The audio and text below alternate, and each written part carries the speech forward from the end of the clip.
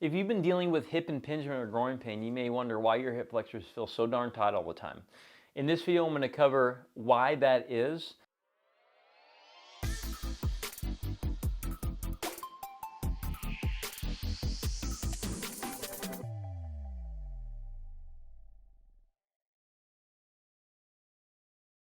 I'm Sebastian at Performance Place Sports Care, part of locally world famous chiropractors in Costa Mesa, California.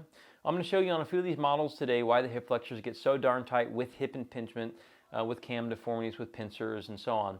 It's important to note that as you move forward with resolving this problem, that most of the time people do not need surgeries, medications, or injections of any type to recover from this. A strong majority, like 9 times out of 10, they're just rehab cases. They may benefit from things like adjusting and soft tissue work and things like that, but generally they need some type of change in their life. They need some type of stretching, exercise, habit change, and so on. So this is a model of the hip, which I'll bring up to you and just give you a reference point of where some things are. And so this is a model of, in this case, this is this side of my body. This is the center of me. This is the hip flexor. Here's the, if you put your hand on the side of your hip and you found that bony area right about there, that's this guy. And if you slide onto the back area here, you have the gluteal muscles, you have some of the deep rotators, you have the femur, you have the pelvic bone, and so on. On the inside, if you flip around this hip flexor, you see this opaque area, which is the hip capsule. And you can see that this area bends. This is the articulation or the hip joint, if you will. Now, hip impingement actually is not a problem with the hip flexor itself, but the hip flexor sometimes gets in the mix, or it's a compensation associated to the problem.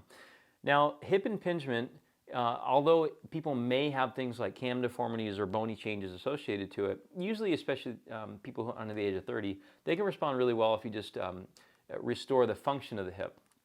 And so hip impingement, it's basically one of two things. It's when you bend a body over a fixed hip, such as bending forward but your feet are planted, or it's moving the hip up as if kicking a soccer ball with the rest of your body is generally planted. So it's an approximation problem. And so if you imagine me sticking my hand inside of a door and the door shutting on it, the ideal thing to do is to stop shutting the door on the hand. And so the reason why the hip flexor is usually associated to this is it's usually a compensation. So for whatever reason, I wish I really knew exactly why this happens. But the ball socket articulation of the hip, it generally what happens is we say it gets decentralized, or in layman's terms we call it unhappy hip.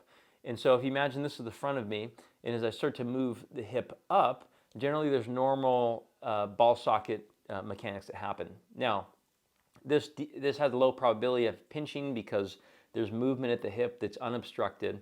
But for some reason, the hip flexor gets a little bit more dominant in the movement, and it moves the joint a little bit, decentralizes, if you will, and it changes the pivot points within the hip and creates a little bit of pinching. Okay, so normal, abnormal. Okay, now there's a brother muscle to the hip flexor, which is the glute muscles. And so we can say that, reasonably speaking, if we have overactivity of the hip flexor, the best thing to do, other than doing a little tissue work on the front to kill it down, is to get the other area to help counteract those forces. And so those muscles are going to be the ones on the backside. And so we have the hip flexor on front, and if we go to the backside here, we have the gluteal muscles, which they've cut off this model, and especially the glute max. And so the glute max is right about here on people, all right? The glute muscles on the side are important, but generally this whole area works as a unit. And so most people who have overactivity of the hip flexor, it's not the hip flexor's fault, it just doesn't have any helpers. And so in order to have a happy hip again, to decrease symptoms of hip impingement, you need to make sure that your glute muscles are working, but here's the kick. It's hard to get them to work if you don't do some type of core activity in conjunction with it. Meaning, if you only do a clamshell, and your clamshell is really a sloppy one, like say I'm going like this to activate my glute med, this is a little bit better because I'm stiff here. But if I'm going like this with it, this doesn't really go anywhere because we need to have some general support or stability up here as we produce movement down here. So Many of people's exercises, such as bird dogs, kickbacks, adductor squeeze, and so on, generally their spine is kind of sloppy with it. Their core is weak with it. And so usually there's a precursor step that's required to make it so the hip flexor decreases its activity with hip flexion movements or relative hip flexion movements, such as bending forward. So I know it's probably clear as mud. On most of these videos, I suggest watch other videos we have on YouTube with this. For this one in particular, if you want to know a little bit more about like why this happens, the hip flexor, we do have a book we wrote that's on our website. I'll put a link in the description for it, which covers a lot of the mechanical aspects associated to tonic phasic muscles of the hip, which we won't cover in this video, and we don't cover a lot on YouTube because it's a large topic. This book is about 70 pages long, and so it'll be helpful. It's an ebook. It also covers low irritability threshold. It covers movement compensations and so on. But most of the time, the hip flexor is a compensation. It's not the root cause, but you need to get the other areas to work better. The glute muscles, but in order to get those to work better, you need to get the core to work better. And so it's a stepping stone, if you will. So if you guys want help about exactly what to do for this, what exercises work well, and to make sure that we're picking the right exercises for you and you don't have flare-ups associated to it, to plug it in exercises and stretches, just reach out to us.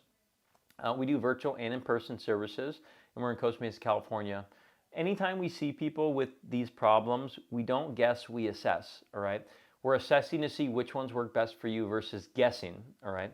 A lot of people who watch YouTube videos, you guess, okay? You're watching a video and you try the exercise, you're guessing.